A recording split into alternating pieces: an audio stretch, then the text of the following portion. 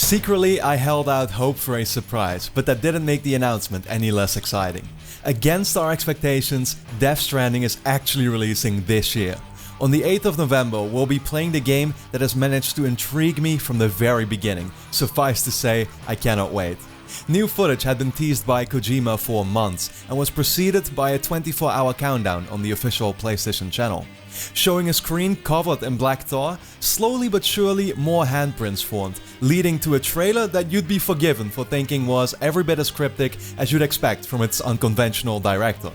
Over a week has passed since, and in the meantime, I've made sure to study the trailer in depth, coming up with my own theories, as well as diving into some that others have inspired me to think about online. The only conclusion I can draw now is that it provided lots of details we've wanted to know for so long. Obviously, the descriptions and explanations that I'll talk about here will remain purely speculative until the game's release. I don't claim to know the whole truth, but just like everyone else, I do love trying to fit the pieces together. Well, I'm happy to say that maybe not all, but many of those answers are finally in our hands.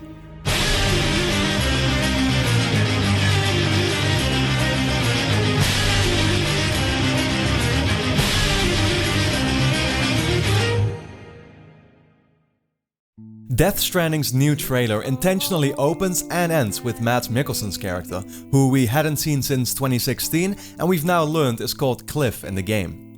He sings a song and speaks comforting words to the baby that will play such a key yet ambiguous role.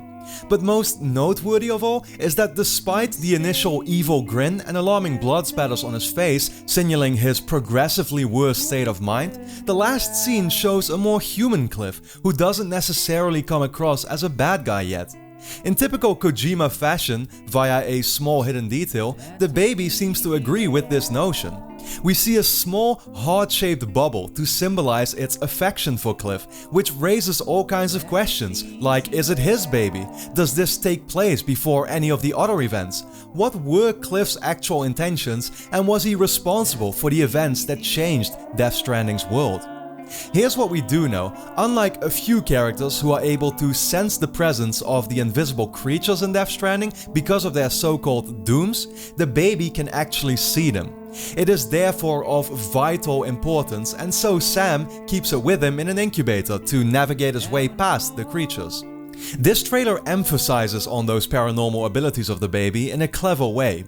Each transition to a next scene looks like the blinking of an eye. The screen literally blinks as the baby does at one point, suggesting that it is aware of everything that's going on. But what the hell is actually going on? Thankfully, the PlayStation blog has finally provided a general outline for what the game is about, summarizing it as follows. In the near future, mysterious explosions have rocked the globe, setting off a series of supernatural events known as the Death Stranding. With otherworldly creatures plaguing the landscape and mass extinction imminent, it's up to Sam Porter Bridges to travel across the ravaged wasteland and save humanity from impending annihilation.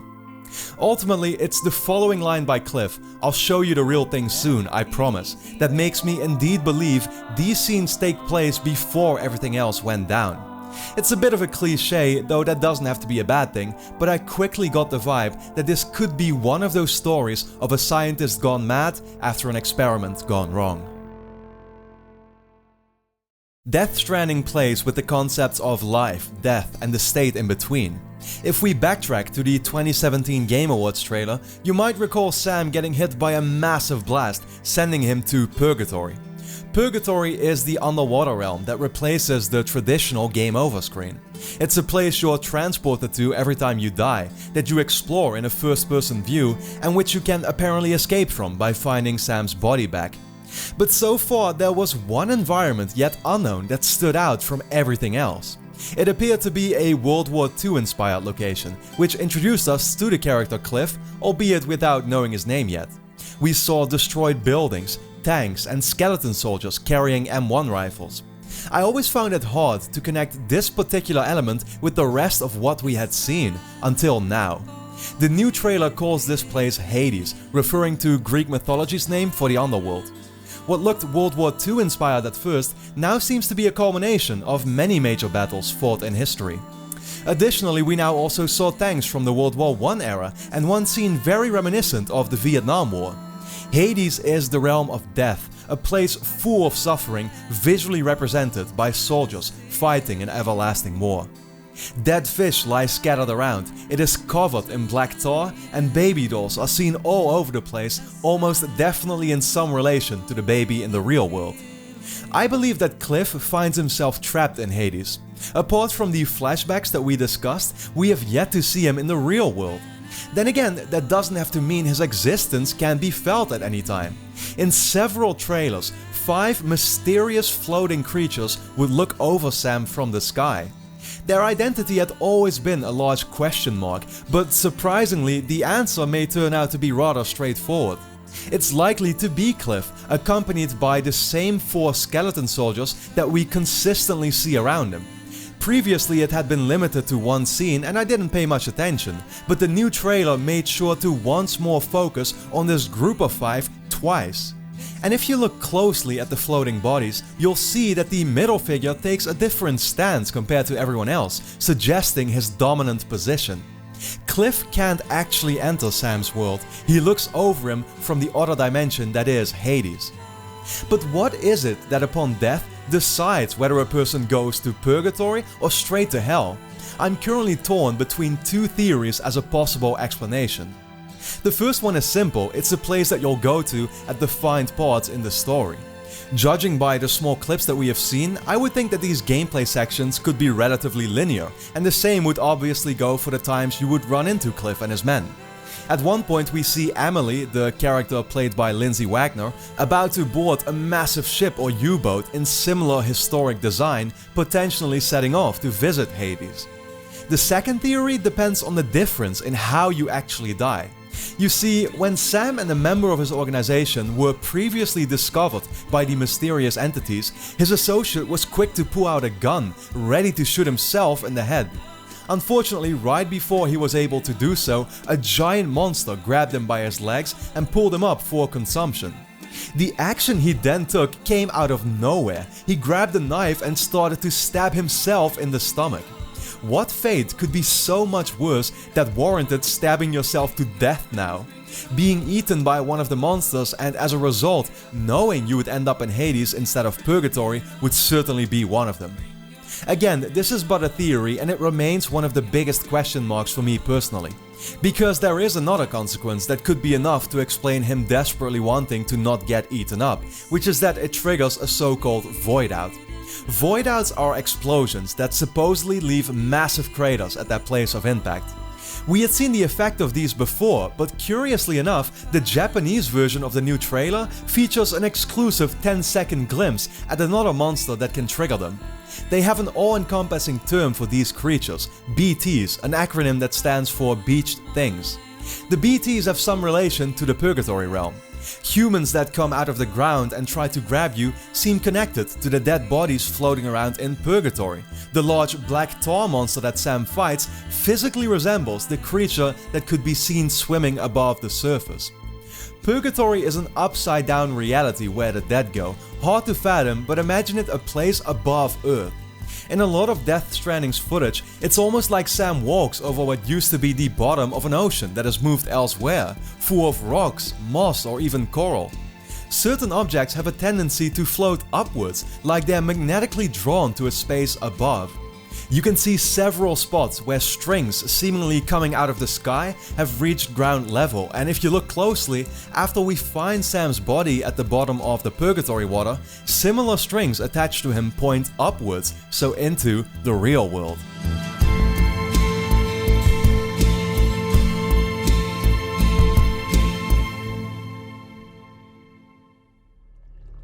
If the threats imposed by creatures from other realms weren't enough already, there is also conflict between the remaining surviving factions.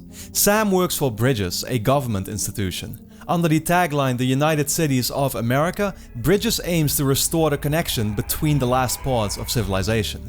Sam is a porter who appears to deliver items and equipment to different settlements. There are other couriers too, like Fragile, who appears to join the cause at some point in the game. But next to these cooperating groups are the terrorists, striving to keep their territories independent and destroying populated towns in the process. Their group is led by the guy with the golden mask, Higgs, played by Troy Baker. Higgs possesses a very special ability. He can communicate and appears to work together with the other side. Don't get me wrong, it still very much implies that Cliff is the big bad guy here, but if he can in fact not enter the world of the living, Higgs takes over that role of the villain for him here. Higgs can summon Timefall at his own will.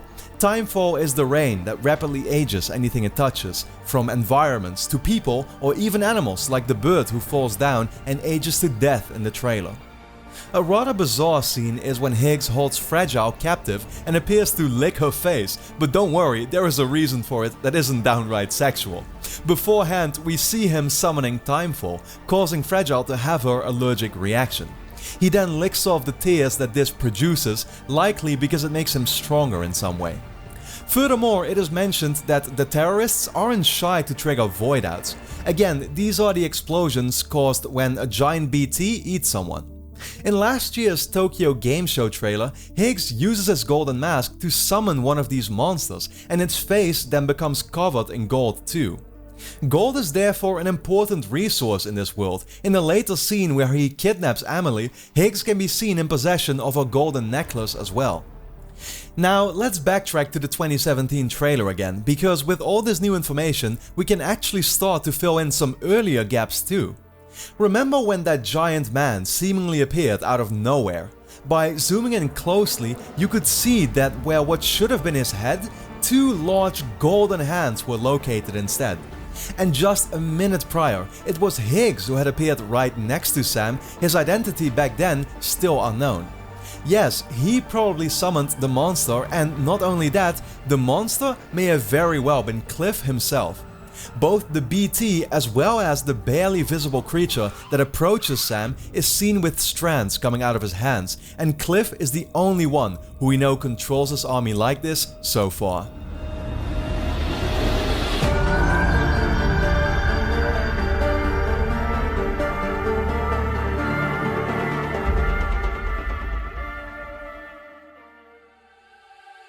Death Stranding is a game about connections, a game that not only asks you to use a stick, the first tool created by mankind, but a rope, the second one as well. Kojima has used this as a reference to describe the gameplay from the very beginning. So how does that translate to actual mechanics? Finally, I'm glad to know we have at least an idea now. As a porter, traversal will naturally form a big part of the experience. The landscape found within the world of Death Stranding will make the journeys rough, especially carrying around such heavy loads.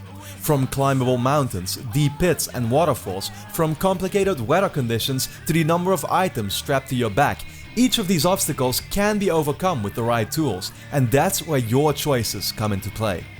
We see a couple of options teased via the equipment wheel. One of them is a pretty long ladder, which can be used both vertically and horizontally, as we saw last year already. The other is a rope, allowing you to then also safely make your way down. Kojima's quirkiness makes a return too. One of the icons suggests that you can have Sam, I kid you not, take a piss on command. I'd assume that this is one of many survival aspects we can expect. After all, Sam was already seen drinking from a bottle of water during gameplay, taking care of his own injuries, and taking naps at random spots. Moreover, the equipment wheel in a later scene changes and now includes what looks like a flashbang grenade, and there is even an extra space for something more. But having these items with you comes at a cost. You do in fact carry each individual tool with you in a box. Upon inspection, you can clearly see them strapped to Sam's back. The same counts for his gun, which he unpacked before invading a base in last year's trailer. You can probably tell where I'm going here. I think every mission could require us to determine which tools are crucial to reach our objective, but to take as little stuff possible on each mission.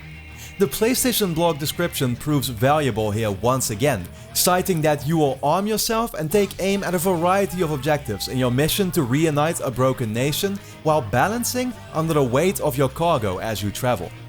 I'd imagine that your amount of baggage will impact your movability, speed, and there could even be an actual balancing gameplay element to climbing up rocks or crossing large gaps. Fortunately, some sections will indeed allow you to use a motorbike, which should make getting from one place to another much easier. Many things like these we had already been able to figure out last year, but it's still nice to see some confirmation. Now, whatever else it is hidden inside Sam's yellow taped off packages, it is undoubtedly of much importance. As we see Sam walking through grass, a glowing orange wave and circle appear around him, highlighting the cargo and indicating that he has been spotted. Not too long after, a couple of guys from a group called Ceramic approach, looking for Sam. His attempt to run away from these guys then may come across a bit silly in the trailer, but I think it is meant to underline a distinct difference between Death Stranding and other games out there. These enemies do not want you dead. They are interested in your cargo and your cargo alone. They use non-lethal electrifying spares. They in fact knock off pieces of your equipment that you can also pick back up. I get the impression that the war between these factions is more of a competition for the most advanced technology in order to ensure survival than anything else. A dead Sam can come back in this game, they likely know of it, and so there is no intention to kill him off. As a matter of fact, leaving a dead body in the open could potentially lead to grave consequences, judging by the effort that's being taken to conceal and transport some other bodies. BTs could trigger voidouts that will change the layout of the landscape forever. Even these guys are scared of the BTs. They run away as soon as they can spot the timefall coming. The BTs don't register any of the technology like guns or the mechanical arms. They spot signs of life. Sadly, Death Stranding's stealth system didn't receive much attention this time, but it did provide a small yet significant new clue. As you walk around the forest, it is especially around Sam's vicinity where we can see plants rapidly grow.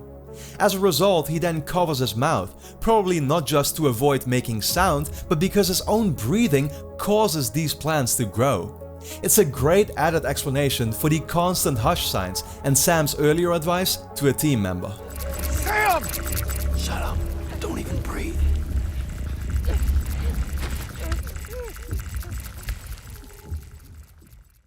Details on the multiplayer component of Death Stranding are scarce. The PlayStation blog mentions that there will be asynchronous online gameplay through which you can send supplies, share safe houses and walk in the footsteps of fellow couriers. The latter in particular sounds interesting to me, reminding me of the Souls games, where a player may intend to help you navigating your way past a set of obstacles, or may just as well be luring you right into them for the sake of trolling. Having established that strings appear near your dead body, I wouldn't be surprised if, akin to Dark Souls once again, you'll be able to tell where other players have died by the many other strings we find spread across the world. The only glimpse of combat we get comes out of a sequence in Hell. Sam takes on an armed skeleton soldier, shooting off his limbs and even his head before it explodes. Based solely on this tiny piece of footage, it's still hard to make out if the combat is gonna be satisfying or not, which is simultaneously my biggest fear. After the groundbreaking smooth mechanics of Metal Gear Solid 5 thanks to the Fox engine, Decima's technology may end up feeling like a step back. Fingers crossed. There are a few last questions that I'm left with, pertaining to the newly introduced characters. One of those is Mama, and you guessed it, that's mainly because of her name. Mama communicates with the other side, and at one point seems to try and retrieve a baby in some odd fashion. By referring to the baby we've seen as a bridge baby, it appears there are multiple babies used for the same purpose, which would conflict with how Kojima confirmed that the baby we saw up until now is one and the same. Does Mama help retrieve the babies after you've died and come back from purgatory? There is the first trailer where Sam loses it when waking up on the beach. Who is to say? An even bigger theory relates to the president. We were indeed correct in discovering that the photo shown in E3 2018's trailer was taken in the White House. Bridget, the dying president of the United States, tasks Sam with unifying the remaining cities, in what I would think is one of the earliest scenes of the game. Sam is reluctant at first, but carries out the order despite that it looks like this same trailer already tells us Bridget dies. The mummified body seen later on shows her familiar pink scarf. But who is Bridget, and more importantly, what is her connection to Emily, the young version of the same actress that plays them both? Are they one and the same person, or if not, what else?